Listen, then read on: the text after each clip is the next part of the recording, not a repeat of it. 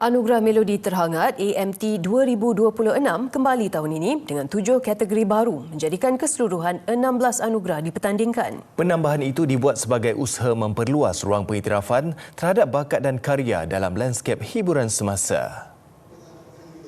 Kesemua kategori serta barisan calon diumumkan menerusi pelancaran digital Malam Start Menekan yang disiarkan secara langsung di TikTok Melodi Terhangat dan TV3 Malam Semalam.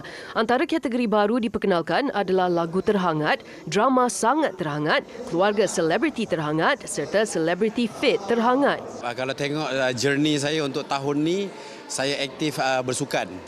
Jadi saya tak menafikan benda tu memang betul.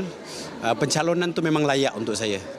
9 kategori sedia ada yang turut dipertandingkan termasuklah Fresh Rising Star Terhangat Dali, selebriti maskulin dan feminin terhangat serta tonton original terhangat.